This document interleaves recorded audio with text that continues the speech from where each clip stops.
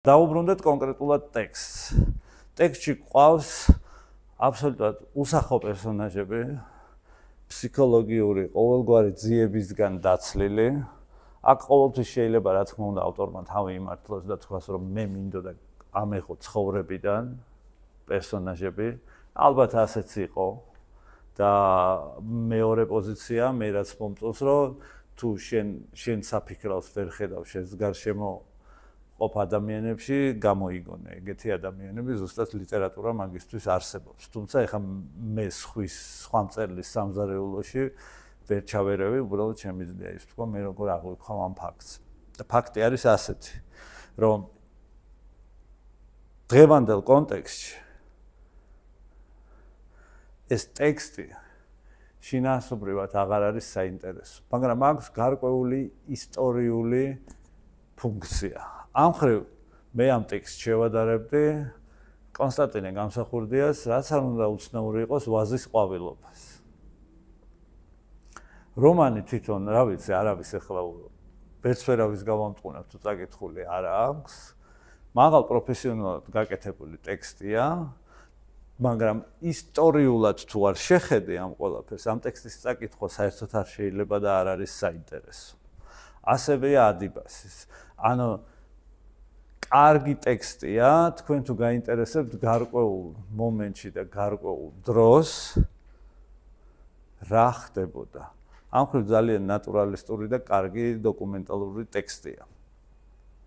სხვა მხრივ, რა ვიცი, რა გითხრათ, ეხლა მე მესმის რომ ეს წინასწარ რო გააკეთეთ კომენტარები და თქვით რომ მაინც და მაინც ვერ მივიღეთ ეს ტექსტი, მესმის, იმიტომ რომ არაფერი ეხლა ადამიანი რომელიც 2025 წელს კითხულობს ამ ტექსტს შეიძლება შინაარსობრივად საერთოდ არ იყოს აქტუალური და ალბათ სტილზეც რო არ მელაპარაკამე, არადაც ამ ხრივ არ იქნებოდა აქტუალური, იმიტომ რომ ბუნებრივია რომ აი ესე წერს დღეს წერლების დაუშვათ თანამედროვე წერლების 90% წერს ესე ამ სტილით და თითქოს ბუნებრივიც იყო, მაგრამ კიდევ ერთხელ გეუბნებით რომ იმ მომენტში არ იყო ბუნებრივი.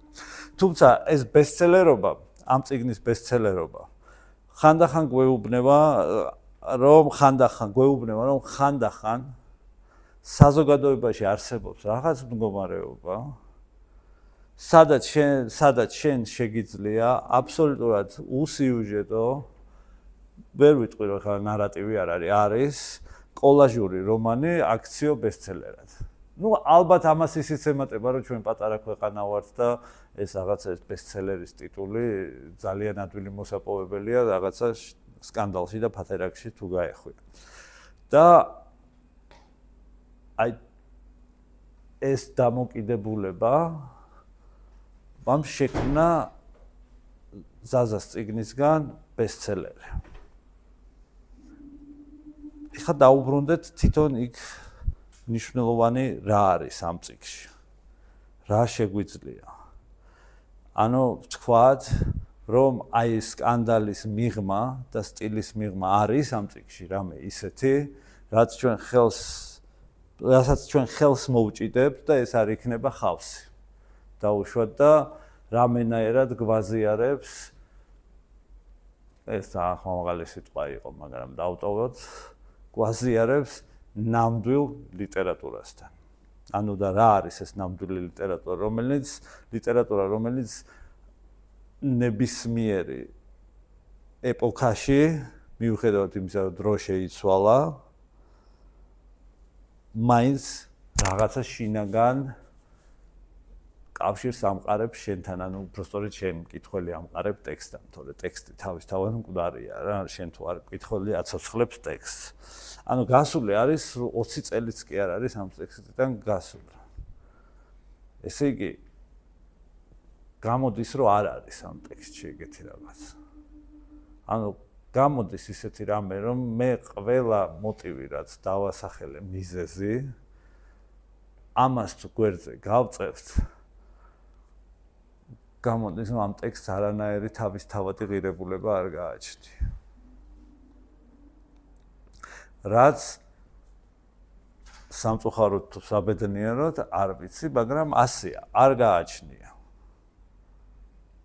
ანუ იმიტომ რომ მე რო ვფიქრობ, დაუშვათ ვიღაცამ მკითხა რომ რომელი წიგნი წავიკითხო ზაზაბურჯულადეს დაუშვათ ისეთი ზარმაცი მკითხველი რომ მეუბნება ხო მე ვეთყვი რომ ვარდის სახელი უმბერტო ეკოსია უпростоრეთ ვარდის სურნელი რომელიც სხვათა შორის აღინიშნოს რომ ვარდის სურნელი ალბათ ვარდის სახელზე უკეთესი ტექსტია თუმცა მეორე მხრივ რა ვიცი დავტოვოთ ეს საკამათოდ იმიტომ რომ მე ვიღაც უმბერტო ეკოს თავისი დიდი მოყვარული კლუბი ყავს და ანუ ვარდის სურნელი ვურჩევდი მაგრამ ადიბას ვურჩევდი არა ადებას ვურჩევდი გარკვეული მიზეზების გამო ანუ ადამიანი უნდა მოვიდეს ჩემთან და მითხრას რომ მე მაინტერესებს 2008 წლის მოვლენები რუსეთ-საქართველოს ომი მე მაინტერესებს სკანდალი 2000-იანი წლების ლიტერატურაში და აი ამ შემთხვევაში შეიძლება მერჩია ანუ ეს წიგნი ჩემი აზრით და ჩემი დამოკიდებულება ასეთია რომ გთხოვს გარკვეულ მიზეზებს ეს არ არის რომ თავისთავად მივიღებ მე ამ წიგნს და თავისთავად რაღაცა ღირებულებაა მაგრამ გარკვეული მიზეზებს თუ ჩამოთვლი ერთი სამ მიზეზს ხო ამ წიგნს აქვს ღირებულება ეს ახლა ამსუმპუქებს ამ წიგნის მდგომარეობას თავისთავად არა მაგრამ აი აღმოჩნდა რომ არის ახალი გამოცემა მეტნაკლებად ესე იგი დღემდე აინტერესებთ ეს გარკვეული ტიპის კითხველებს. ან ვიღაცა შეიძლება უბრალოდ შემოაცვდა კითხვაში და იყიდა ახალი. ესეც შეიძლება. მეც მე ამ წიგზე ვერაფერს ვერ გეტყვით, იმიტომ რომ უნდა წავიდე მაშინ აბსოლუტურად დეტალური სცენების განხილვებზე. თავისთავად რაც ამ ტექსტს მიცა ანუ ბესტსელერობის საშუალება და სიმართლეს გეტყვით, მაინც ახლა დიდად არ მინდა მე ვიღაცების ინტიმურ ეპიზოდებში ჩარევა და მათი განხილვა. მაგრამ თუ იქნება თქვენი სურვილი, განვიხილავ, არ მაქვს პრობლემა, რანაირად არის, რამდენად ხარისხიანად არის სცენები გაკეთებული და ასე შემდეგ. მაგრამ მე როგორც ვხედავს, ჩემი თამადობით აქ ჩვენ ძალიან პურიტანი ხალხი ვართ და არ გვინდა ამ თემაზე ლაპარაკი. აქედან გამომდინარე, ანუ გირჩევთ, რომ თუ კეთილმოწყალე თვალით შეხედავთ ამ წიგნს და არ გაბრაზდებით რაღაც შინაარსზე, გარკვეულზე და არ მიგატოვებინებთ კითხვას, სტილისტურად წესით და რიგით უნდა გესიამოვნოთ და ისიამოვნოთ ამ წიგნით. ეხლა მოგისმენთ თქვენს თუ რამე აზრი გაქვთ, აბსოლუტურად მოგისმენთ. მარემ დაგტოვო, მაგრამ თქვენ გისმენთ. მე აზრი გამჩნდა რომ დავიწყე კითხვა. კი ბატონო.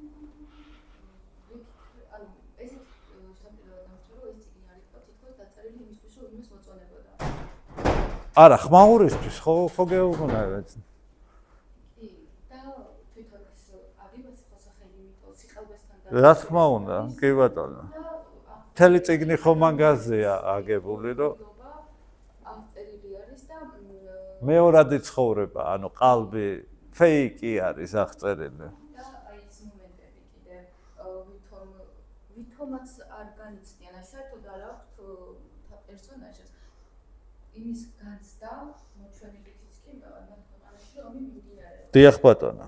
და ჩემთვის ცოტა სიმბოლური იყო ის მომენტი, როცა აი თავარი გმირი ვინც არის ყავს ამ წიგნს თავარი გმირი? ყველა ერთი და იგივეა. თუ არა მე რატო ვამბობ ხა უკაცრავად როგად გაწყვეტინეთ, იმიტომ ვამბობ რომ თუ ვამბობთ რომ ყველა ერთნაირია ამ წიგნში, მაშინ გმირი თავარი პერსონაჟი არ ყავს. თხრობელი კი ბატონო, გეთანხმებით. რომლის ციგზის კაფეში სადღაც ხედით ტკბება ქალაქის ხედით, იმ ქვეყნის ხედით, სადაც პარალელურად სხვა ქალაქში ბომბები ცვივა. დიახ ბატონო. და ჩემთვის იყო სიმბოლური, როცა ჟურნალი სარკეტად დაუღებეს, ხო, ჟურნალი გზადან დაერეკა, არა ის სარკეტი თქოს, ისიც იყო ჩემთვის რაღაცაში რომ გახედებს, აი. კი ბატონო. მე მგონი უბრალოდ იმ დროს ჟურნალი გზა არ არსებობდა. კარგი შემჩნევა. ალბათ ზაზა მოусმენს ამ ვიდეოს და მოეწონება რომ თქვენ ეგრე შენიშნეთ. წარმოდგენა არ მაქვს აქ. სიუჟეტიდან გამომდინარე თითქოს მეგონა რომ მე ვფიქრობ რომ ეს ჟურნალის სარკეტა რო გირეკავენ, თითქოს რომ სარკეტში კანონიერებულია ეს იყო ჩემთვის. კი ბატონო, ანუ ერთმნიშვნელოვნად არ იყო, სხვა მნიშვნელობაც ჰქონდა. სიმბოლურ მეტაფორულიც იყო, კი ბატონო. დიახ, ბატონო. ასე მაინც დაინახო იქნებ რეალობა და თითქოს ეგეც გადაიდო. კი ბატონო, ეხლა ჩვენ თუ ვიმსჯელებთ, მიუხედავად იმისა, რომ თქვენ ამ წიგნისადმი გაქვთ პროტესტი, ამ წიგნმა იმოქმედა თქვენს. რაც მნიშვნელოვანია, რაც წინასწარ ჩადებული ბომბია, ზუსტად რატო არ უშვებთ ჩვენ ეხლა, რომ ავტორს ზუსტად ეს უნდოდა, რომ წარმოეჩინა ეს ყალბი მეორადი ცხოვრება, რომელიც სინამდვილეში არ არის მნიშვნელოვანი და თქვენ ლოგიკას თუ გავყვებით, ეს წიგნი გამოდის ძალიან პატრიოტული წიგნი, სხვა საშორის. არა, არ ვამბობ. ანუ ეგ კარგად მეტყველებს, რომ თუ თქვენ გაბრაზდით, შეიძლება ზუსტად ესეც იყო ჩადებული ამ წიგნში, რომ მკითხველი უნდა გაბრაზებული იყო და თითქოს ზუსტად ვიცოდი, რატო შეიძლება ამენით დაეწერა. კი ბატონო. იმიტომ რომ სავარაუდოდ ბევრი ადამიანი დაწერდა იმ პერიოდში ომზე. კი. და რაღაცით ერთ-ერთი იქნებოდა, რომ ყურადღება უნდა მიექცა. რა თქმა უნდა.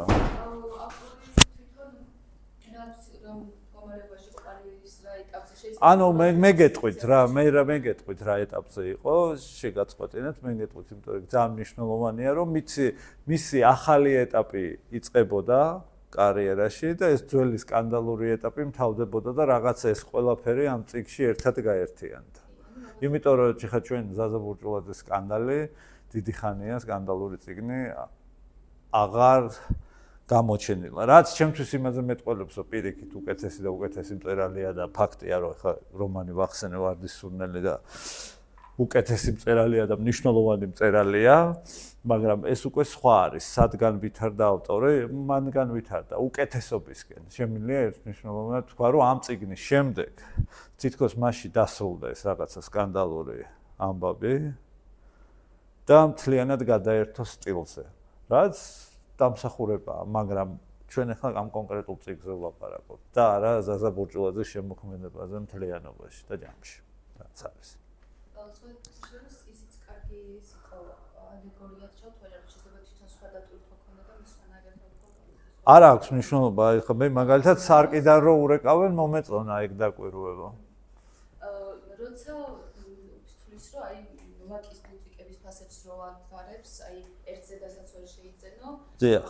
როცა შეიძლება წახვიდე და წერეთის მეორადებში, რაღაც 115 ლარად ყველაფერი შეიძინო და ბრენდებია და ნუ რო თulis რა ჟურნალისტს და რაღაცებს და მან თითქოს მე ამ ბრენდების ქვეშ წარმოვიდგინე ადამიანები და ანუ რატო ხა იმიტომ რომ ყველა სამს ამ ყველაფერს კი ბატონო არის, მაგრამ კი ბრენდია რაღაც ჩანს, ანუ შეიძლება რაღაცა ეს ადამიანებზე იყოს ხაზი ფარულად გასული, რომლებიც თავი ძალიან წარმოაჩენენ და წარმოადგენენ თავს, მაგრამ ყველა რო შესაკეთებელი, ანუ იმას ერთი ხელთათმანი აქვსო, იმას ალტუა მარა კამარი აკრიაო, იქ აი რაღაც ანუ ავტორი, ანუ თქვენ ახლა თქვენ ადამიანებს აღწერდა ამ ბრენდების ქვეშ. ხო, თქვენ როგორც უყურებთ ამ წიგნს, ფაქტიურად და ფაქტობრივად თქვენ ეს წიგნი მოგეწონათ, იმოქმედა ესე იქ. ანუ რატო ვთქვით, რომ ავტორის მიზანიც ეს არის? ანუ არის სკანდალი, ანუ რომელიც დაუშვათ ყველაზე ასე ვთქვათ მიმდობი გონებაც კი დაუშვათ დააფიქსირებს ამას და შეყვება და გაბრაზდება, მაგრამ თქვენ უფრო ღრმად გიფიქრიათ, რომ ეს მთელი წიგნი არის ამ ჩვენ მეორად ცხოვრებაზე იმ ეპოქაში, რაც სიმართლეა, რა თქმა უნდა. მაგრამ ეს არ არის მიზეზი, რატომაც ეს წიგნი გახდა ბესტსელერი. ანუ მთავარი არის იქ რაღაცა, დაუშვათ რომ იქ რო ამოვიღოთ 1-3-4 სცენა და დანარჩენი რო დავტოვოთ, ეს წიგნი შედეგს ვერ მიაღწევდა ისეც. მაგრამ შეიძლება დღეს უკვე ჩვენი გადმოსახედიდან აი ის გაცილებით ერთგული მკითხველი ყოლოდა უფრო ბევრი. იმიტომ რომ თავისთავად ეგ პროტესტი არის. ანუ რაღაც გაგებით პატრიოტული წიგნი. ოღონდ უკუ პატრიოტიზმში დაწერილი. მაგრამ რაღაც გაგებით არის პატრიოტული წიგნი. რაღაც ახალი ტიპის პატრიოტული რომანიც კი გამოვიდა რა. მაგრამ თავისთავად თვითონ აი ეს რაღაც ხაზი ერთი, რომელმაც ეს წიგნი ბესტსელერად აქცია, ამას უკვე აკრობს. მე თავიდანვე მაგიტომ ვთქვი, რომ რაღაც რო ყოფილიყო და უშუალოდ რაღაც არ ყოფილიყო. დღეს ეს წიგნი გაცილებით უფრო ცოცხალი წიგნი იქნებოდა ძალიან გაცილებით ბევრი მკითხველისთვის. თუმცა თავის დროზე მოიპოვა ეს მკითხველი, რომელიც ახლა სადღაც გავიდა 15 წელი მინიმუმ, 17 წელი და სადღაც დაიფანტნენ და ეს წიგნი დარჩა რაღაც სკანდალში, მაგრამ როგორც კი გავისაუბრეთ, მივხვდით რომ არ არის ესე იგი ეს, თლათ ესეთი მარტივი წიგნიც არ არის.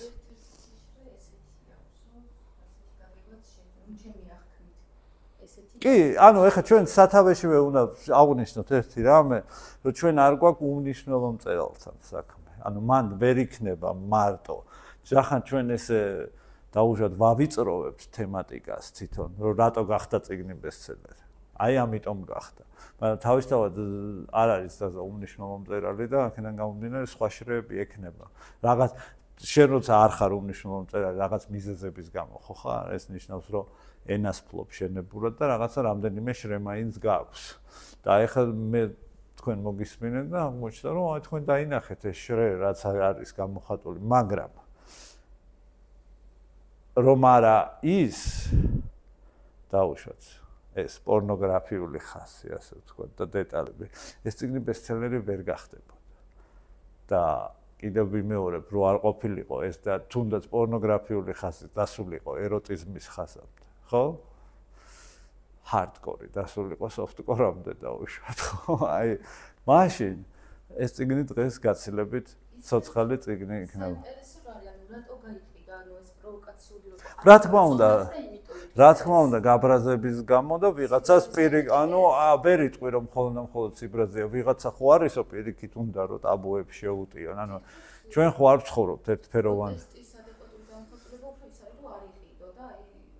არ არის, იმიტომ რომ ყველას აინტერესებს. როდესაც საქმე ეხება პორნოგრაფიას, ასე ვთქვათ, და ეროტიულ სკანდალებს, ესეთი რამე ყველას აინტერესებს. ვიღაცამ შეიძლება არ იყიდოს, დაუშვათ ჩვენი შემდეგი ავტორი იქნება ლაშა ბუღაძე, ხო? ბოლოზარი, მაგრამ ბოლოზარზე ვისაუბრებთ ბოლოზარზე, მაგრამ ლაშაც ხო მოხვდა თავისთავად სკანდალში, მაგრამ მისი მოთხრობა დღემდე არავის არ აქვს დაკითხული.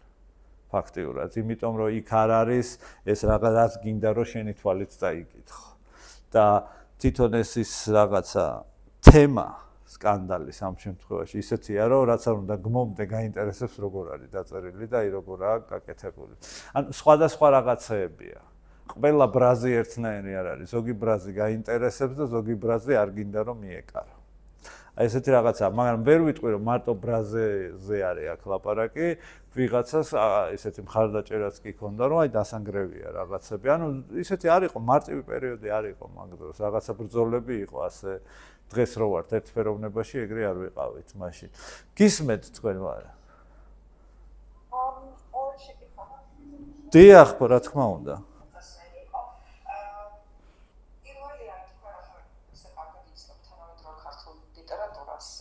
სტილობ ხა კარგად არ ვიცი.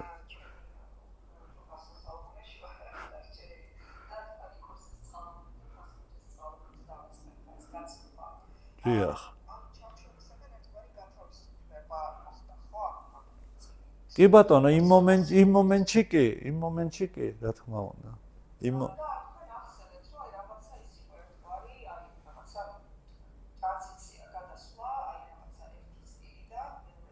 კი ბატონო, ძალიან ტრანზიტული წიგნია, ასე ვთქვათ, ჩემი პირადი აზრით, ზაზა ბურჭულაძის შემოქმედებაში ეს წიგნი. ერთი მწერლიდან მეორე მწერალი რო ხდები რა. ეგეთი წიგნია.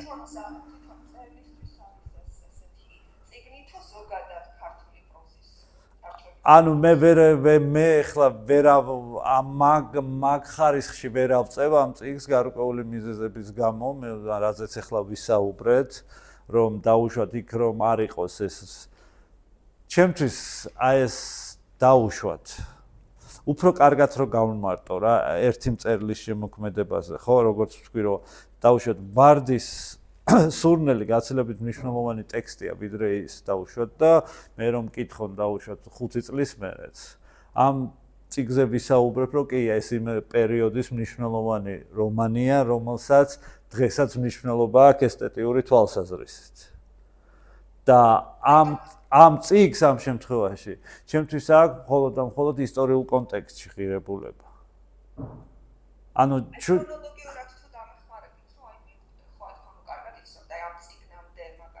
ამ წიგნამდე იყო მინერალური ჯაზი, შენ, წერილი დედა, სიმფსონები, რა ვიცი, ბევრი წიგნი იყო, ზაზა ძალიან პროდუქტიული მწერალი იყო თავის დროზე, სხვათა შორის.